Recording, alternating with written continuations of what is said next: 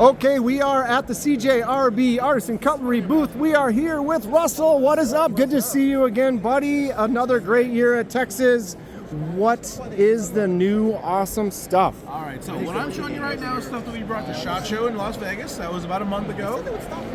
We brought them here just to make sure people know what's going to be happening. We're going to have more prototypes coming up soon, but right now we want to make sure people are well acquainted with what's coming out soon. So, excellent. Why don't we start over on this side? Let's get into it. We have some new artisan projects coming out, starting with the one that I think got the most eyes at SHOT Show. This is the Butcherling. What a crazy shape. Oh yeah, this thing's wild. This is designed by Task Knives, who I believe this is probably the most mild design he's ever done, because his stuff is absolutely nuts. Kevin's crashing the party. All right, here we are.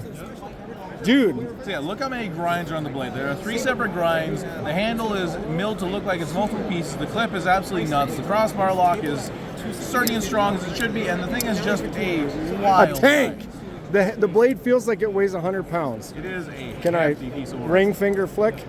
You're getting there. You're getting there. Wow. But it's just a monster. Something that actually isn't even that big.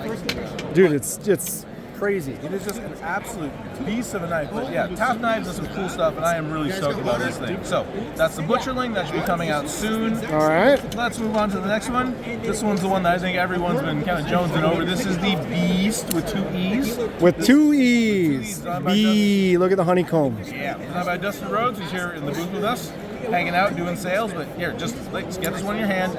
This thing is super light, and there is so much blade in this thing. And the angle, it feels like you can just get in there, do work. I remember the first time I saw it, I said it needs to be bigger. And then I grabbed it and I was like, It is a really nice shape. I don't know. I like the design on there with the honeycomb. Drops well. I'm a lefty, so I can get in there with my thumb and still flicks out just fine. Dude. You can get a good middle finger flick. The studs work great. The front finger works excellent.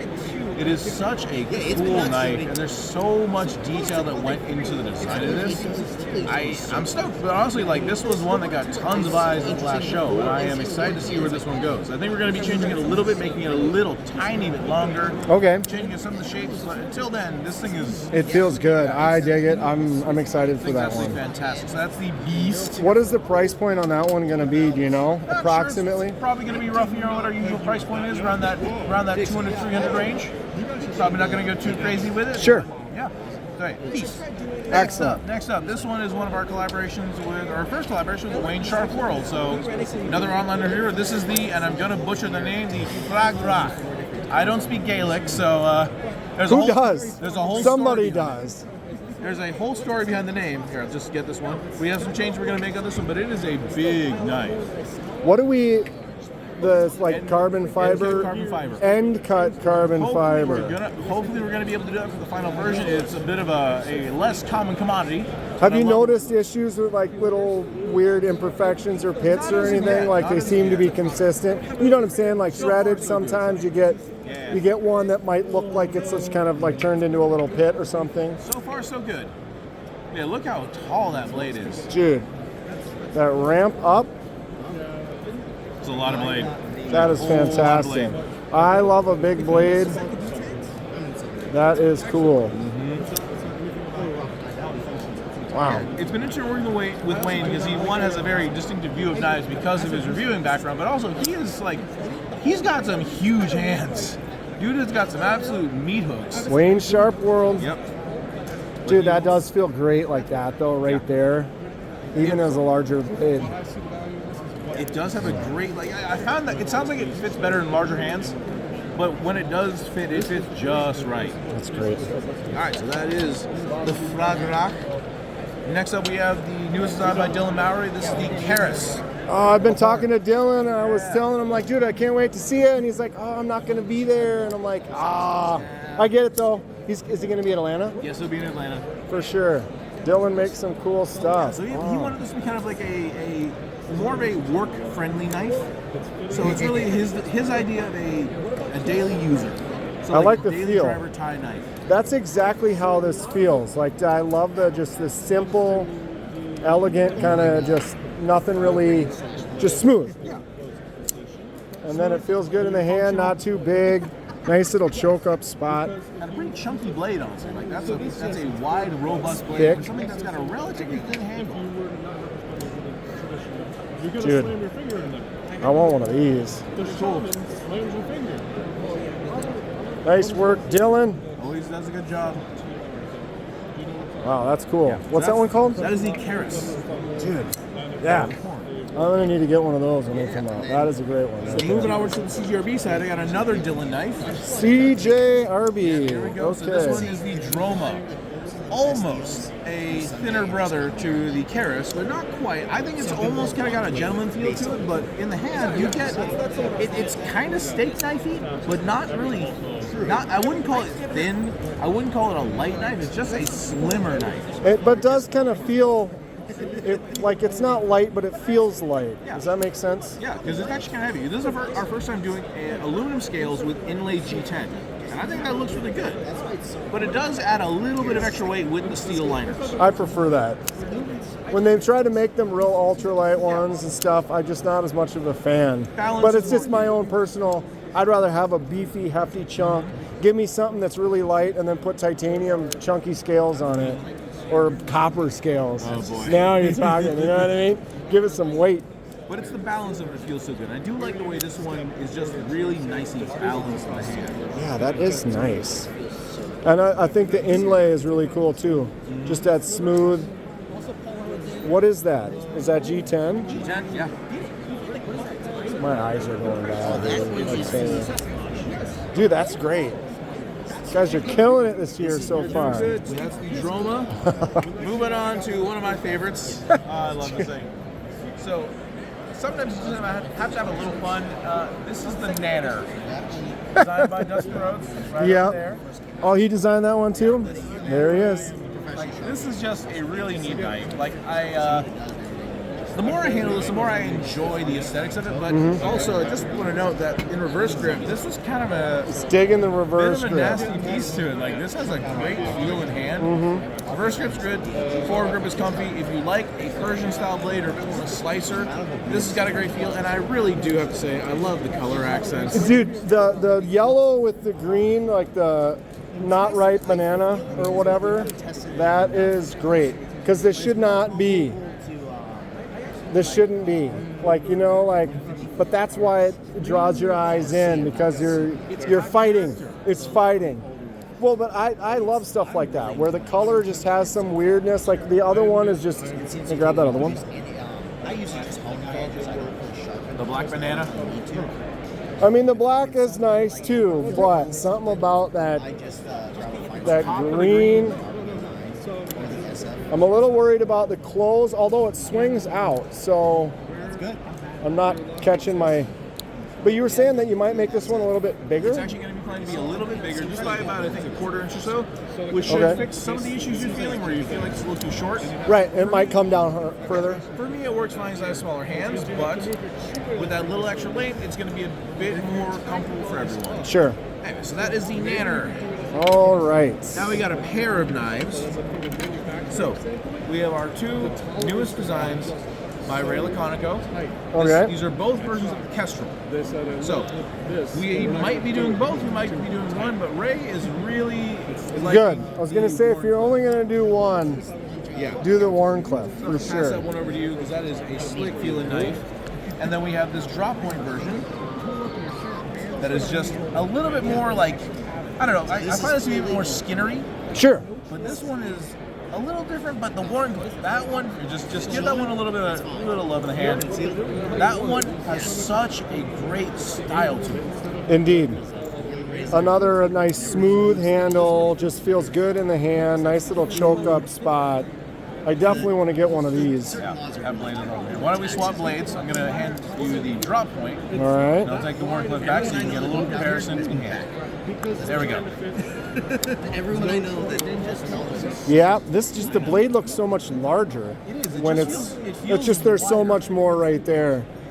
It looks like it's like almost the fattest right here too, It kind of has this whole thing of like it like a looks Skinner skinnery. blade. Yeah, it's totally Skinner. They're both good. And they both have their own like distinctive use scenario. I like that that's part of how this was developed. Was it is like use. There's a use to each one.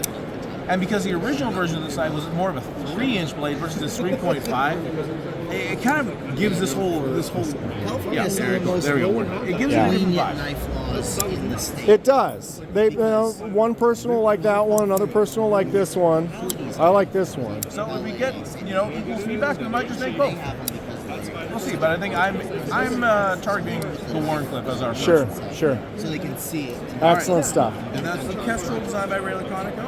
All right, there you go, Ray Laconico. Let's start off with the one that I am especially excited about. This is the Bolt. Now, super simple knife, right? Mm-hmm. There is a little bit of a difference.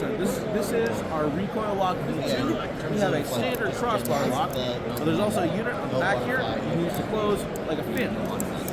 So you get more options to operate your knife, more flexibility, and more ability to just enjoy. Wow, okay, fidget factor level increased. It's a lot of fidget. Now we are going to add a little bit of texturing to that ramp. I think we're going to make it a hair higher, but everything else in there is looking pretty good. Oh, can I do that? I just have to grab it more. Yep, you might. Boom. It just actuates the crossbar lock.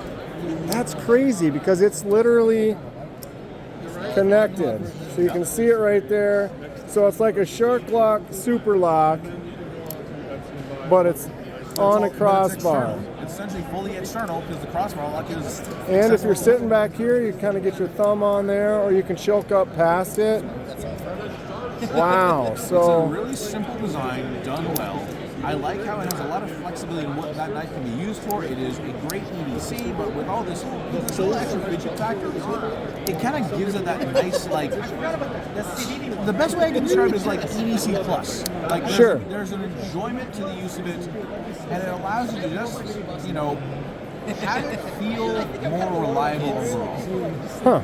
So we're excited to see how this is received. I do appreciate that we were able to do this and get this into just this form factor where it's super minimal. That is really cool. That's very, very cool. I like that. Just a different, I'm into that. The innovation. They're coming up with something new, just unique. It's a great feel, and I don't know. This one talks to me even without this mechanism. This knife itself was like, yeah. It's just got a good feel to it, right? So that is the Bolt. Let's move on to button locks. These are kind of in the line of, we are trying to do things that have a more traditional style to them. So we have our first one. This is the Sasaya. This is the shielding cutter. So this is more like a Chinese style knife that has that wide leaf-shaped blade, or the bamboo leaf, or the bamboo leaf style blade. A curved handle with a large bit of a bulge towards the back, and it gives you this really just supremely deep feel of like cutting action. Like you're really kind of angling the blade down like it's into just, what you're cutting. You're guiding it with your hand almost. So I'll pass that one to you. Ooh, I do like the way this one looks too. I like the bolster on there. And what were you saying about the secondary locks? We're probably going to be removing that in the final version of it, but for the people that we might end up keeping it for some versions of this one. Sure. For people that want to carry this as a drop pocket knife, just kind of just throw in the pocket, having that secondary lock's kind of nice, but for the average person who's carrying it with a clip, not as fun. I pushed the lock. Yep. Is that something that That people is exactly do? it. Because I was sitting there, why is it not going? It's because I bumped the lock as I was doing it. You can't tell which button's which if you're not looking. Right, and so you just kind of blindly, and especially as a lefty, it's on the back, and so I'm just kind of getting in there. It's an interesting idea. Maybe you'll. Yeah, we already had our run with it. We're probably going to look into phasing it out. But there are some knives where it works well because it works as a factor to make the knife more safe. But for the most part, it's not really there to keep your knife, it's not there to save your fingers entirely. It's there to prevent the knife from having any sort of accidental failures. Sure. That is cool. Isn't that nice? Actually, just the feel and everything, like you said, it's in your hand. I like it a little bit beefier in the back. Feels like it's not going to slip out. Well, there's that really distinctive forward motion. That Right. Kind And kind of leaning forward, can't kind of a thing. Yeah. I dig it. So that's the Sasaya. And moving on to the final one, this is the Glacier. And this one kind of, in my mind, is kind of more of a kitchen/picnic knife almost. It's a big I knife. see it. It's a longer blade. It is not a small blade at all, but 3.5, 3 3/4, maybe. 3.5-ish. But it really is kind of more No, it's a kitchen. J. Like it's a steak knife, It kind of has that, just like I'm gonna cut up my dinner. which is kind of what it's meant to be for. It's a longer blade, so you don't have to really worry about getting it all the way up into the mechanism. It gives you a lot of options to carry, so you can carry this as a light carry. You can carry it inside a jacket, pocket clip as always, but it's thinner. It's kind of an interesting, the small little Yeah. notch right there. It's like, do I like resting in that? Do I not like that? It's mostly meant for the thumb studs, just kind of fit in there. Right. It's interesting though, because it does. Yeah, I can feel it. So it's maybe accent it more. There's something just very clean about this design overall. I'm really into it. And I've been really happy with just the reception this one's gotten, because there are people who want that longer style of knife without having to. And they're just going to use it. They're just going to. And it's not bulky. No, not at all. It's definitely slim. Doesn't take up much, maybe long this way, but Yeah. And the contouring is really comfortable.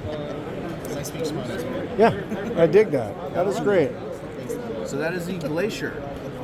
Ooh. Yeah, that's fun stuff. So yeah, that's what we got going on right now. Well, Russell, thank you so much for showing me all these awesome new knives. Which one is your favorite? Comment below.